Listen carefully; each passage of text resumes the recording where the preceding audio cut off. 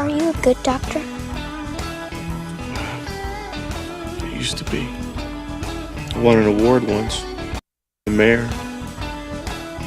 had an expensive frame. They're all gonna die. The day I get out of prison, my own brother picks me up in a police car. It's the Al Travis Show, and I'm so happy to have actually a true friend of the program and a friend of mine, Dr. Noel Collis, on the program with us. Doctor, how you doing today, my friend? Very good, Alan. Thank you for the chance to be with you today. No, it's our pleasure. I tried to set it up before we got into the segment here. Basically, I want to say it was 3 years ago, I went to the doctor, no real health issues, just my wife nagging on me about going and get a physical. I knew I was overweight. It's not a shocker to anybody. I think you don't need a doctor degree to figure it out. But other than that, the only thing they really thought was wrong with the old guy was my cholesterol was a bit high. I'm like, yeah, okay. And they gave me some statin drug, something, and said, come back in 90 days, we'll do the blood test again, we'll see how you're doing. Doc, 90 days later, I was in the normal range. So I go to the doc, said, so I get off this thing, thanks for curing me.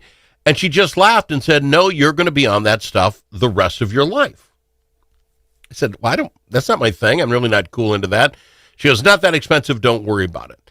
And now we're 2-3 years into this, and I get looking on the internet. I know a guy shouldn't try to Google himself on there. But as I keep reading stuff about it, Doc, there's a lot of different opinions on cholesterol and statins and the works. So I told people, I know Doc Collis is a friend of mine. And, of course, as I do, I try to get free advice whenever I can. And I brought it up to you, and you said, no, there's a lot to talk about with it. And that's why I asked you on. I think a lot of Americans are on cholesterol medicine. Are you good with chatting about it, with everybody? Of course, Al. Okay. Well, then let me ask you the first thing. Cholesterol, as I understand it, and you're the doctor, is something your body makes already, right? It's something it wants to make. It needs to make for something. Why does our body produce cholesterol if it isn't good for us? Our body produces cholesterol because it's an essential component of membranes. For instance, our brains could not function without cholesterol. Cholesterol is a form of a steroid hormone. And if one looks at steroid hormones, there's a whole bunch of steroid hormones. They serve different roles. And cholesterol, since 1990, has been singled out, and much of what people hear is not really true, Al. And I say this as one. I went through internal medicine residency. I taught at medical school. I criticize people who are skeptical of cholesterol, and I have to say right now, I'm ashamed of that. Now, really? What we're not giving here is medical advice. Yep. I just want to tell people how I evolved and the reasons why, and they have to talk to their doctors and think for themselves. Yep. But I just want to share how my thinking has changed and why it has changed. Oh, and I love that. That's the honesty that I want on the program. Everybody decide what you want to do with your own cholesterol. But we had cholesterol, you say the 90s. Okay, I guess I could go with that timetable. But at some point, then they decided there was good cholesterol and bad cholesterol. And I could not tell you which is which, but they do when you go to the doctor. Why is your body producing bad cholesterol? Well, this is a marketing concept, Al. No. It's not something that God gave us or put in our bodies. It's a marketing concept. Okay. Now, what we were taught in medical school was based on what's called the Framingham study. Okay. The Framingham study, it was a town in Massachusetts. It's what all doctors and medical students were initially trained on. And it said, look, there are these risk factors for heart disease. Okay. High blood pressure, high cholesterol, smoking, obesity, and lack of exercise. And interestingly, Al, at the time they said the use of steroids. And they're talking about corticosteroids and muscle steroid and roid rage. Okay. And they talked about if high doses of male hormones are given, which are basically cholesterol-based therapy, if high dose of male hormones are given, it can cause people to have rage, personality changes, and have them do things they would not do. Now, when it was roid rage and weightlifters in the 80s and 90s, we would say, hey, you shouldn't take this. But now we're told, oh, it's because you're a bigot. Well, Because you don't like trans people. It has nothing to do with that. It has everything to do with science. well, let me ask you: is that the same category as a statin drug? I guess what I'm saying, I got a statin. I don't really necessarily need to know what it is or how it works. But how do I put this? If we're all different people, maybe Al needs a little more cholesterol than your average duck. Does science work that it just everybody's? If you hit 200, you got to get on medicine. 200. Cholesterols per thousand. I don't know what the number is. Is it that easy to just do? You get to this number, now we're going to pull you back? That's a great and interesting question, Al, because I practiced in St. James in the 1980s, and at that time, high cholesterol was considered over 240. Okay. After the statin medicines came out, they lowered it to 200. And guess what?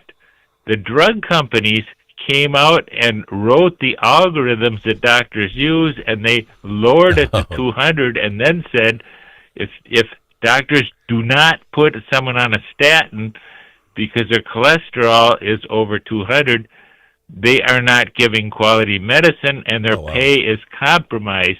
And this is what is happening as a consequence of Obamacare and administrators running the system and not doctors who want to do what's best for the patient. Wow. Okay. I get you're calling it risk factors, being overweight, smoking, I presume, all the rest. But what we're trying to do is keep down clogged arteries. Is that the biggest worry my high cholesterol would have, is going to clog an artery?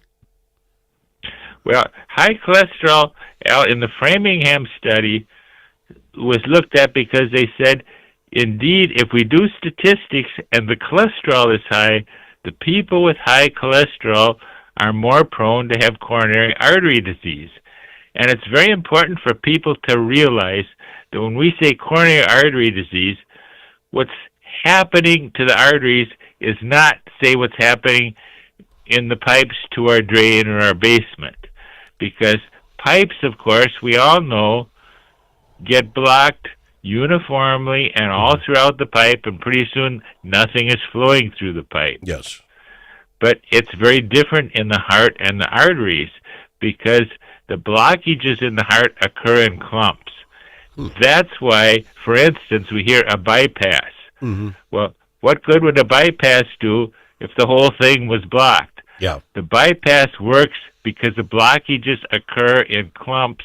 The bypass goes around the clump that's blocking the artery, and that's why it works, and that's why it's different than a pipe, and that's why we have to think of this in a different way. Well, that's what I want to think. I'm going to ask you this question. We'll go to break, and maybe you can get it to me on the other side.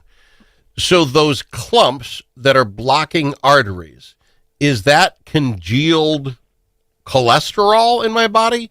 Do we know what that's made out of? And I guess if it's just a indicator, my lifestyle cholesterol is high, maybe it's because I smoke too much, maybe it's because I'm out of shape. Wouldn't the better idea be to try the other ones first, lose some weight, Al, stop smoking, and do that before we start taking medicine the rest of our lives? We'll talk about all that with Dr. Noel Collis right after this. Hey, Brian, what do you call a lobbyist with a sense of humor? Me? Close. Momentum advocacy.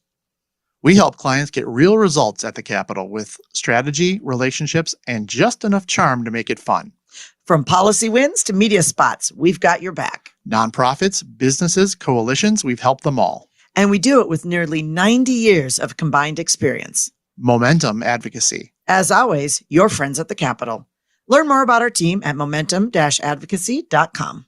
Tired of one-sided media and divisive noise drowning out your conservative values? Take back the conversation with Braver Angels. Join a grassroots movement to restore civility and find common ground without compromising your principles. As a conservative, your voice matters. Share your perspective on issues like immigration and public health in red-blue workshops and help rebuild trust in our great nation. Be a leader in depolarizing America. Sign up for free at mn.braverangels.org. Braver Angels, where conservatives, liberals, and independents unite for a stronger republic. September 24th is Suicide Prevention on the Air Day in Minnesota. Every dollar raised supports SAVE, Suicide Awareness Voices of Education, providing education, advocacy, and programs that save lives. And on September 24th, your gift will go twice as far because every donation will be matched dollar for dollar. Visit save.org to see our work, learn how you can help, and donate. Remember, September 24th, because every voice can save a life.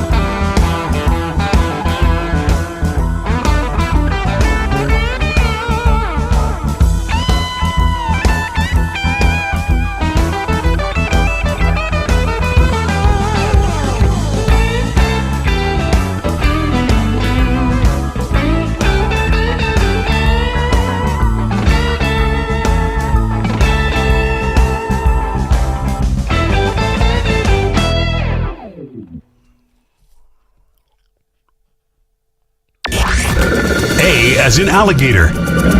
L also in alligator. But it's not alligator. It's the Al Travis Show. And All Truth in Advertising. This all came up because myself went into the doctor to get my cholesterol checked. They put me on a statin thing, and it was working. I've been on it for 3 years. But as I start looking into things, I'm like, do I need it all this time? Is it good to be throwing it in there? And there's some really weird stuff out there. Dr. Collis, a family friend, is here just to say what he's looked up, what he's read, the information he's found. Go to talk to your doctor and that sort of thing. I will mention that I have yet to pull myself off of it. I haven't done that yet. I've got a doctor appointment coming up here, and we're going to discuss. But the question I have for you, doctor, is do we know what that clog is then? We talked about clogged arteries. Is it a clump of cholesterol that makes this stuff? Do we even know? The story I read was we don't even know what makes that thing happen, the clogging. There are cholesterol crystals in these blocked areas. Okay. And high cholesterol was a risk factor in heart disease. So it's a statistical extrapolation that's made. Okay. And the way I like to say it, Al, is there's a difference between correlation and causation. Okay. And one way to illustrate that is to we can all think about ourselves. let's say we're at a street corner and we see a car accident. Yeah. Okay, it's bad luck. We're staying where there's a car accident. But next, we go there the next week. Oh, there's another car accident. Well, then we're correlated with the car accidents. Oh, Does that mean we caused the car accidents because we happen to be standing there? I got you. No. And that is what has happened to cholesterol, because high cholesterol was associated statistically and correlated with coronary artery disease and blockages and heart trouble. And what I believe after researching and reading this, Al, is that I have to take back things that I believed before. I have to apologize to patients that I told otherwise because I was wrong. This is a correlation. It's not a causation. Do we know, and this is, I'm going to get somebody mad at me because of the COVID deal. I was really skeptical when COVID and the vaccine came out because it came out so quick. There was like no studies done. I presume we're getting some now. We've had statins in these cholesterol medicines for quite some time.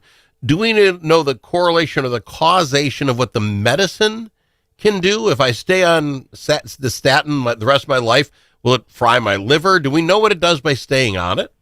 I mean, other than lowering my cholesterol? Well, that's really two different questions, Al. One question is, as I interpret it, one question is, what's the consequence of being on these statin medicines? Yes. And the other question is, hey, if this isn't true with cholesterol and statins, could this be the case with COVID as well? Yeah. Is that a fair? I was just saying that my skepticism comes because COVID was very quickly done. But statins have been around since the 90s or whatever. You know, we must have some long-term studies that say this is what it does to stay on it. I was just shocked to have to stay on this stuff for the rest of my life. And I don't know if it hurts. Well, the first statin Mevacor came out in the late 80s. Okay.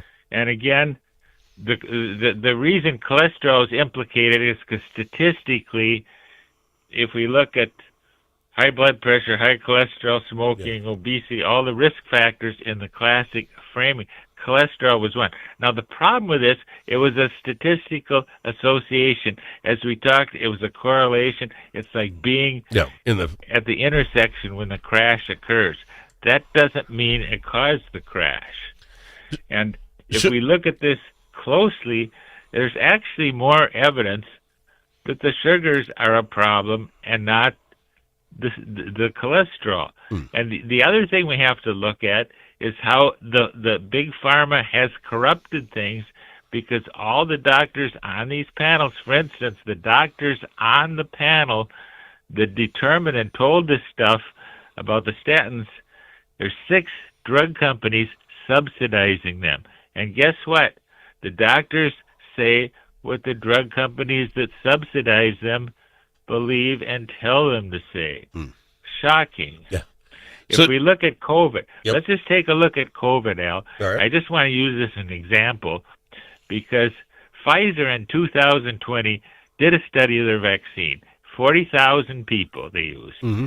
And half of the people received 2 doses of vaccine. Half of the people did not receive the vaccine.